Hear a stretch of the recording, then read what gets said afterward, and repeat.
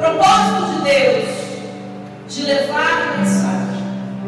Antes de vir para cá e agradecer o convite da Gi, com muito carinho, a Gi foi uma irmã que Deus nos deu na caminhada, né, nos retiros que nós pregamos juntos lá na comunidade, na paróquia Santa Clara. E depois nós estivemos juntos no deserto, foi uma bênção na minha vida. Tenho muitos testemunhos para partilhar daquele ponto. E Deus é assim, cada vez que Ele junta um povo, Ele junta com um propósito. Cada vez que Ele junta os seus amados, os seus escolhidos, Ele junta porque Ele quer falar. Ele junta porque Ele quer nos tirar da realidade em que nós estamos. Ele junta porque Ele sempre tem uma mensagem nova. Por mais que seja, não seja a primeira vez que você esteja aqui. E assim foi quando a Gi me propôs o tema de hoje. Quando ela deu a palavra rema para mim, eu disse: meu Deus, revela a este povo a novidade desta palavra. E o tema da palavra, na verdade, o próprio tema já é muito sugestivo. Vocês estão vivendo, né, esse tema sobre ser remido. Eu fui remida, eu fui comprada, eu fui sarada por aquele que pagou um alto preço por mim, no alto da cruz. Vai dizer o profeta Isaías, lá no capítulo 53, por suas chagas nós fomos sarados. E eu sei que a semana passada vocês estiveram aqui refletindo, rezando, se colocando debaixo deste Deus que nos remiu pelo poder do seu sangue. E é invocando este sangue poderoso e precioso que eu quero começar essa pregação, invocando a presença de Maria Santíssima no meio de nós, que já está aqui, invocando a presença dos santos anjos, para que nós possamos mesmo preparar o nosso coração para tudo aquilo que Deus quer falar. Então eu convoco vocês, pode ficar sentados, mas vamos rezar juntos. Levanta-te, Deus, intercedendo ao bem-aventurado, sempre Virgem Maria, São Miguel Arcanjo e todas as milícias celestes, que sejam dispersos os teus inimigos e que fujam de sua face todos os que nos odeiam. Em nome do Pai, do Filho e do Espírito Santo. Amém. E é debaixo desta cruz que eu quero já pedir a vocês, como eu dizia a Gi, me propôs um tema, e o tema é: o Calvário é o lugar dos amantes. Ontem eu fiz até uma pergunta lá no meu Instagram, nas minhas caixinhas, e eu dizia assim: quando eu trago para você este tema, o que te vem na cabeça? O Calvário é o lugar dos amantes. Nós trazemos uma realidade acerca desta palavra, porque nós, quando falamos do Calvário, nós sabemos exatamente o que nós estamos falando da cruz. Nós estamos falando do lugar onde o Senhor Deus nos remiu, onde Ele nos livrou, onde Ele pagou uma dívida que nós tínhamos em relação ao pecado que outrora os nossos pais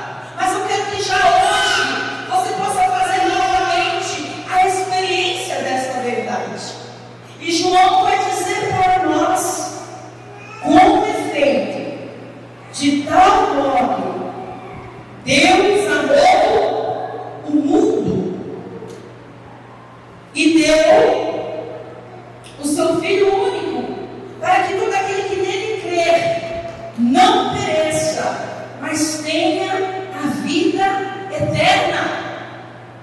Com efeito, Deus amou tanto o mundo antes mesmo de nós existirmos, antes mesmo de você ser uma verdade, antes mesmo de você pensar em estar aqui hoje, neste grupo de oração. Deus já te amava. Você consegue pensar nessa possibilidade de que nós temos um Deus que nos amou antes mesmo de toda a criação? Ele pensou em cada dia, Ele pensou nas nossas vidas, Ele pensou em tudo aquilo que nós hoje projetamos. Ele pensou na tua casa, Ele pensou na tua família, exatamente como ela é, Kátia. Mas você está falando isso porque você não conhece a minha família. Você não conhece a minha. E eu sei que eu faço parte do projeto da criação de Deus, que Deus me amou e me ama. E prova isso para mim todos os dias. Porque o amor de Deus é infinitamente maior do que todos os nossos pecados. É infinitamente maior do que tudo que você já ouviu falar acerca do amor. E aí então o tema vai dizer assim para nós que o Calvário é o lugar dos amantes. Quando a gente pensa em Calvário, eu dizia aqui para vocês, a gente pensa no cenário da crucifixão. A gente pensa exatamente naquele monte onde nós vemos a cruz de nosso Senhor Jesus Cristo no centro, do lado do bom ladrão, do mau ladrão. E isso nós fazemos memória todas as vezes que estamos durante esse período, onde nós recordamos a paixão de nosso Senhor Jesus Cristo. Mas, e eu estudava isso hoje e quero compartilhar com você, muitas vezes a gente sente que nos falta fé. Eu sei que o Senhor Jesus morreu por mim, eu sei que Deus enviou Jesus, eu sei que Maria deu seu sim, eu sei que ela disse, faça segundo a sua palavra, o verbo divino se fez carne, habitou entre nós. Eu sei que Jesus, por 30 anos, viveu ali no escondimento. Eu sei, eu proclamo isso, que existiu um momento em que João Batista começou a falar de Jesus, e ele disse, eis o Cordeiro de Deus, aquele que tira o pecado do mundo. Eu sei, porque nós confessamos isso em toda a Santa Missa. Da mesma forma que você sabe também que em 3 anos Jesus pregou o Evangelho. Da mesma forma que você sabe também que Jesus, Ele escolheu 12 discípulos. E eu quero fazer esse caminho com você. Eu dizia que o rema é: Deus amou tanto o mundo que deu o seu Filho único para que todo aquele que nele crê não pereça, mas tenha a vida eterna. É o maior presente que eu e você podemos ter acerca de Deus, a vida eterna. Marcos 4, pegue comigo. Marcos 3, perdão, versículos 13 ao 19.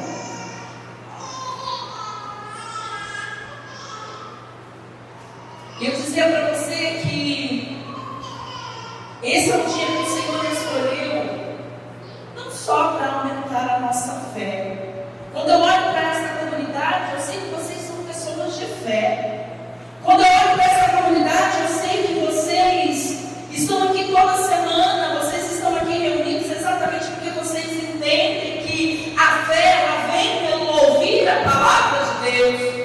Então, se eu quero ser uma mulher de fé, é imprescindível que eu tenha comunhão com a palavra de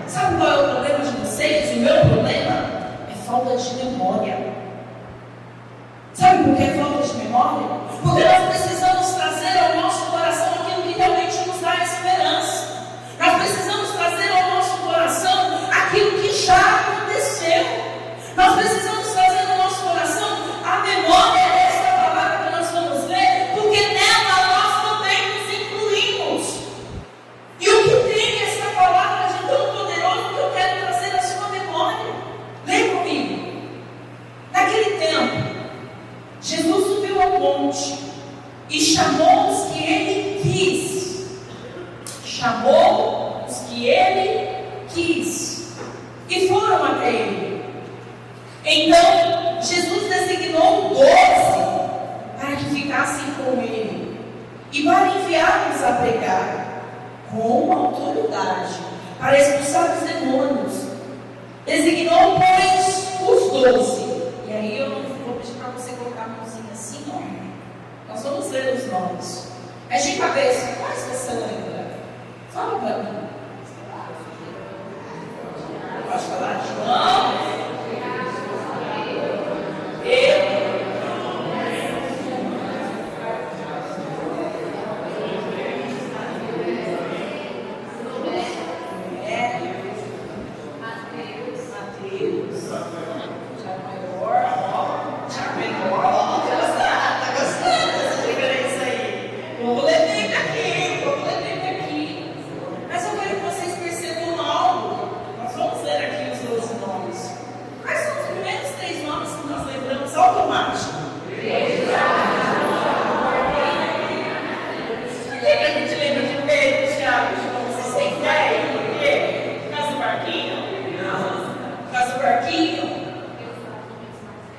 porque ele estava nos momentos mais especiais com Jesus. Não é isso? Pedro, Tiago e João. Na transfiguração estava Pedro, Tiago e João. No Getsemane estava Pedro, Tiago e João. No Calvário, que é o momento ápice que nós vamos aqui hoje fazer memória, não estava Pedro, Tiago e João, mas estava João. E aqui a gente vai tomando algumas pistas daquilo que Deus quer falar conosco hoje.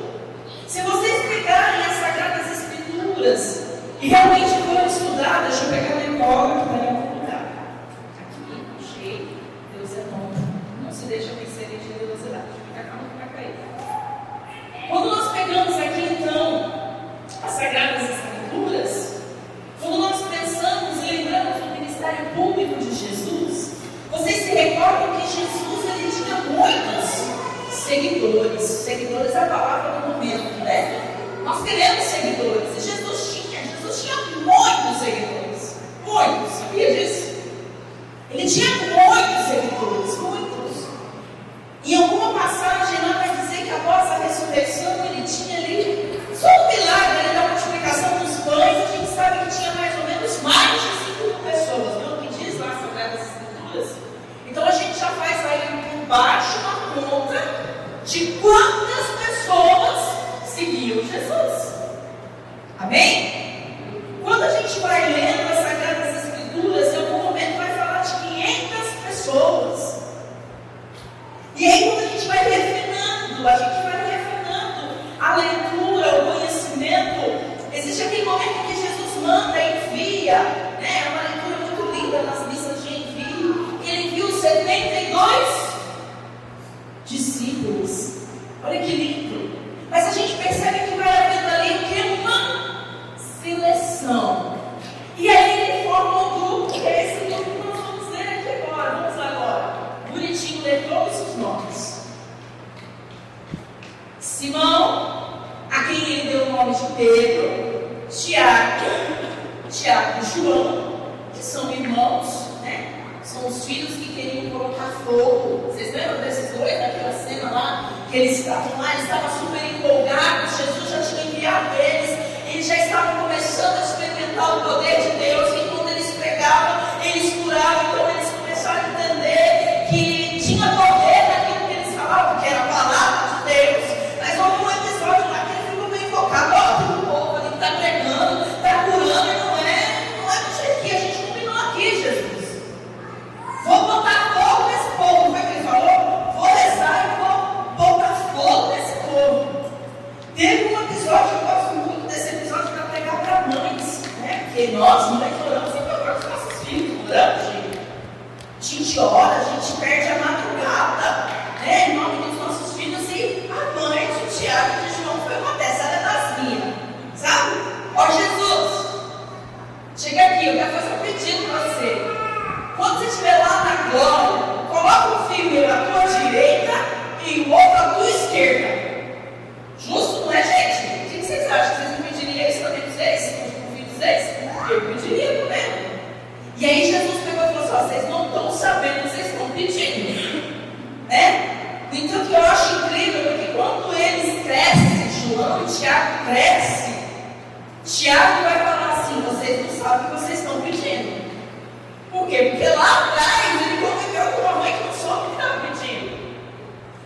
João, o grande evangelista, ele também vai escrever: ó, vou dar uma dica para vocês.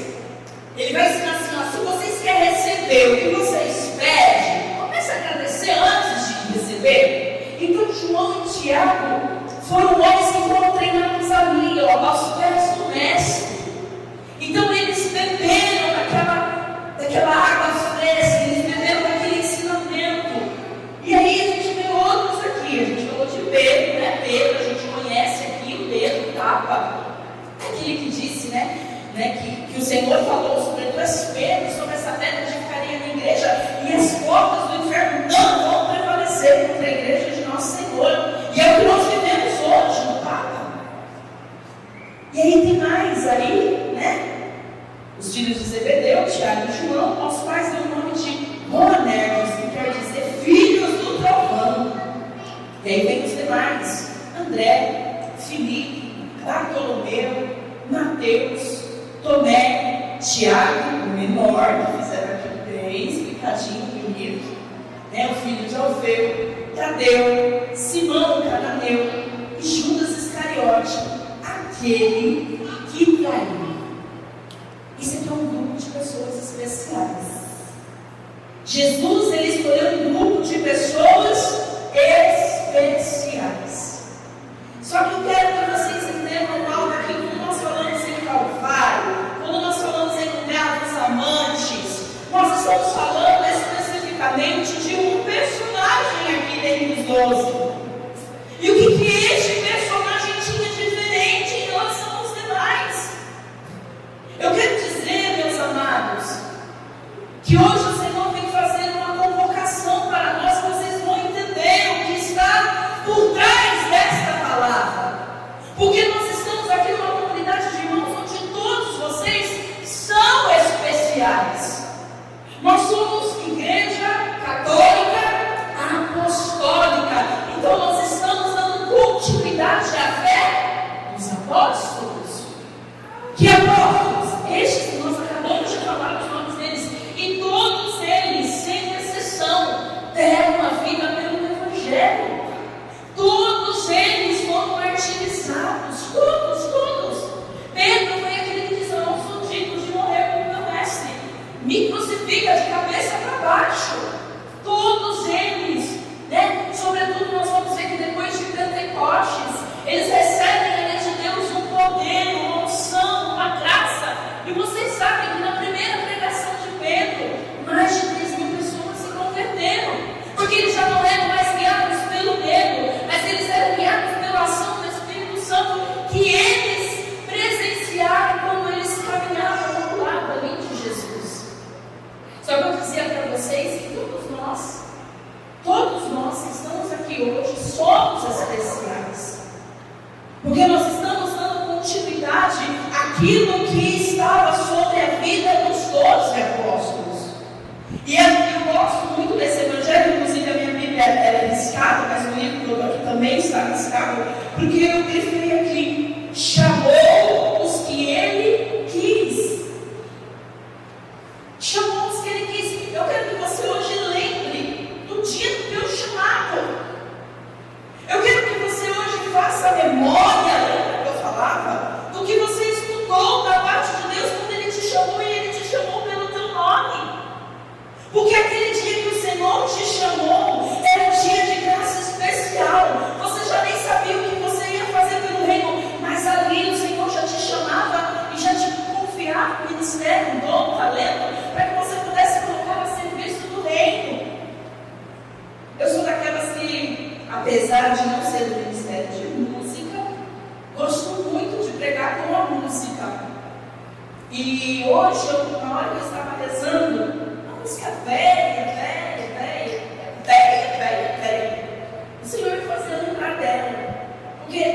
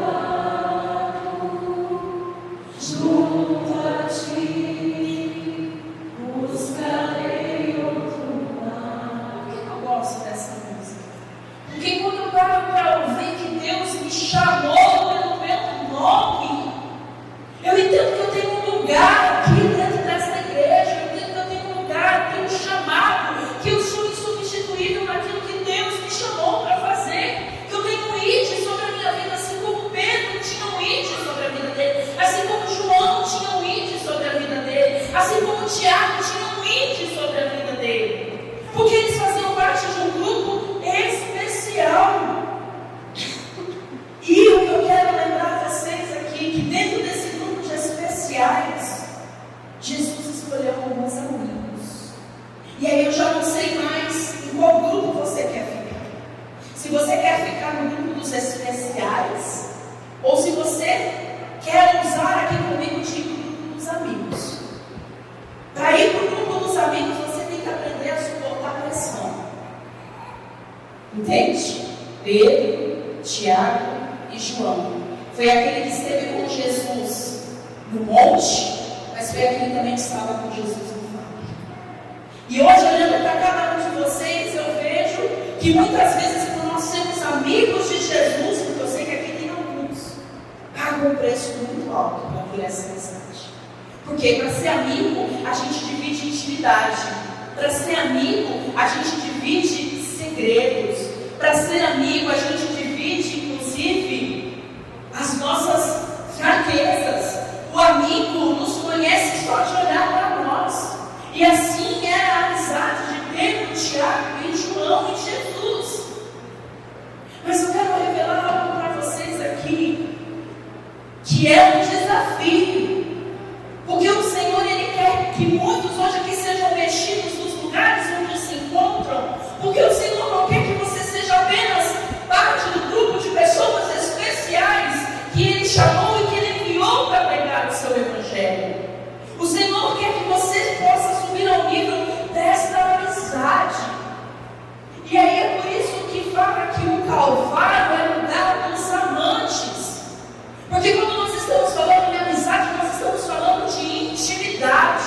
Quando nós estamos falando de amante, nós estamos falando de alma esposa. Quando nós estamos falando de amizade, nós estamos falando daqueles que pagam um preço para poder escutar a Deus no secreto. Quando nós estamos falando de amizade, nós estamos falando daqueles que acordam cedo sim, porque entendem que precisa dar a melhor parte do seu dia para escutar aquilo que vem de Deus. Quando nós estamos falando de amizade, nós estamos falando daqueles que pagam o preço, fecham a porta, porque precisam e desejam ouvir o que ninguém no mundo está ouvindo. E eu digo para você, se você não tem ouvido o que precisa ouvir, é porque você não tem pago o preço dessa amizade. Sabe por quê? Porque a própria palavra de Deus, ela vai dizer que Deus, Ele revela os seus segredos aos seus profetas. E vai dizer uma outra palavra que Jesus vai dizer: eu já não chamo vocês mais de servos, eu chamo vocês de amigos. Então muitas vezes a gente se ocupa muito com o cargo, com o chamado de servo, e a gente se esquece que fomos chamados para estar no grupo de amigos.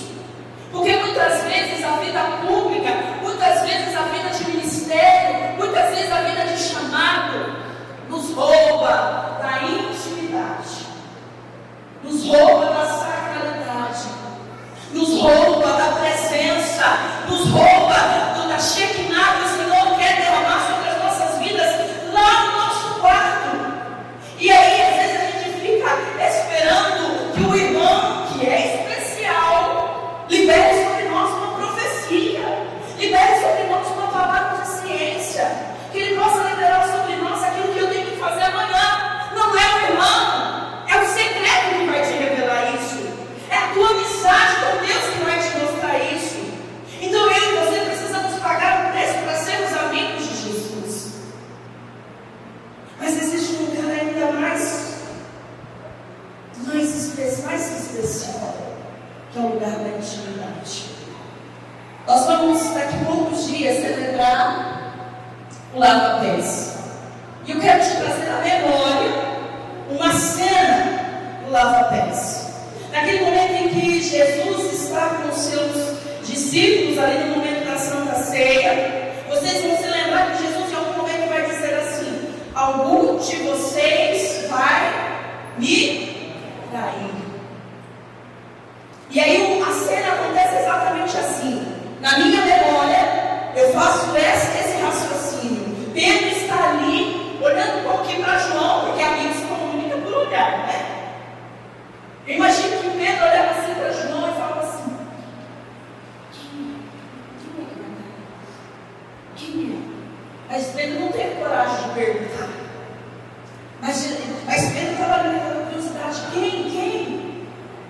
E João, vocês lembram qual é a cena desse momento? João está com a cabeça reclinada, deitada no coração de Jesus. Porque eu falava para vocês que existem grupos especiais, o grupo dos amigos e o grupo dos íntimos. Só os íntimos conseguem ter a força de ir até o Calvário. Só os íntimos conseguem transpassar barreiras. Só os íntimos conseguem escutar a batida do coração de Jesus. Só os íntimos conseguem entender que eu preciso tomar nas minhas mãos a companhia da bem-aventurada Virgem Maria para estar de pé no meu Calvário. E ontem, eu acredito que não foi fruto do acaso, eu recebi um vídeo que eu fiquei impactada com esse vídeo, e o vídeo falava assim, que vocês veem, né? Se a gente pega aqui a passagem, por exemplo, de Mateus 27, 55, e todos os outros evangelhos sinóticos, né? Eu vou ler aqui rapidamente para vocês, só para a gente ilustrar, mas diz assim: foi no Calvário que estava junto à cruz de Jesus de pé a irmã de Maria, que era prima, né? A mulher de Cleófas, a mãe de Tiago Menor, José e Salomé, Maria Madalena, sua mãe Maria e o discípulo que amava. Só que vai dizer nos evangelhos, se vocês pegarem todos os evangelhos sinóticos, vai falar que eles acompanhavam de longe. Só quem adentrou aquele espaço da cruz foi Maria e João. Só foi Maria e João. Entende? Entende porque Maria e João conseguiu adentrar aquele espaço de ficar exatamente debaixo da cruz? Porque o Calvário é o lugar dos amantes. E João, ele transpassou. Ele foi além de ser especial. Ele foi além de ser amigo, porque ele quis ser íntimo. Mas para ser íntimo, a gente precisa estar de mãos dadas com Nossa Senhora. E eu creio, não sei quanto tempo eu tenho ainda, mas eu queria lembrar vocês, eu não sei se todos acompanharam, mas Moisés Rocha fez uma pregação belíssima na Canção Nova 2 semanas atrás, onde ele falava sobre quantos cultos Maria ali. Aquela pregação, ela foi um bálsamo para o meu coração. Porque quando eu escutei aquela pregação, eu estava vivendo exatamente os impasses que nós, enquanto ministeriados, vivemos. Porque às vezes parece que nos faltam braços para evangelizar. Às vezes nos falta energia física, às vezes nos falta tempo, às vezes nos falta tudo, às vezes nos falta conhecimento. Diante de um mundo que está tão necessitado da presença de Cristo, nos falta meios. E o Moisés ali naquela pregação, ele dizia: se vocês tiverem viver a sua consagração total, a bem-aventurada Virgem Maria, você vai ter força para ir além. E aí eu falei: agora eu entendi. Eu entendi porque o Calvário é o lugar dos amantes. Porque quando nós estamos de mãos dadas com a Virgem Maria, nós temos forças de transpor aquilo que aos nossos olhos parece intransponível. E aí, para concluir, porque o tempo já se faz avançado, da mesma forma que o tema é o Calvário, é o lugar dos amantes, quando eu preparava essa pregação, eu entrei numa página do Padre Paulo Ricardo, e ele dizia que o Calvário é o ponto de encontro dos que amam. Ponto de encontro dos que amam. Eu quero desafiar você e situar você a ponto de dizer que, para mim hoje, esta comunidade é o nosso ponto de encontro. Amém? Eu quero desafiar você para dizer que aqui hoje estão reunidos aqueles que estão abertos para viver este passo na intimidade com o Senhor. Já que o Calvário é o ponto de encontro daqueles que amam, eu não vou fugir da cruz que está sendo me oferecida. Eu não vou fugir dos sofrimentos que a vida tem me presenteado. Eu não vou fugir das provas, das dificuldades. Porque esse Cristo me amou e me amou até o último momento da sua vida.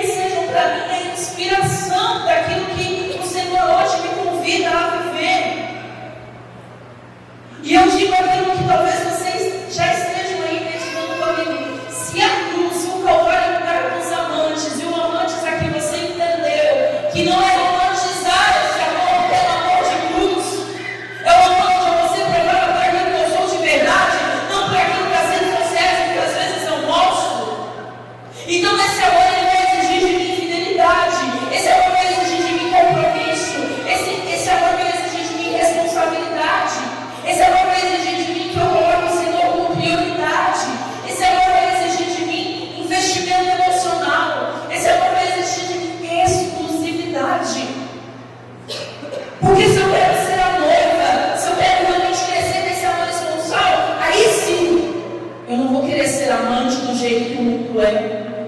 Porque amante, e aí trazendo para outra conotação da palavra, amante no sentido de traição, tem o resto, e dá o resto também. E hoje nós estamos aqui para dizer que nós não queremos dar o resto, mas nós queremos dar tudo que nós somos para Deus.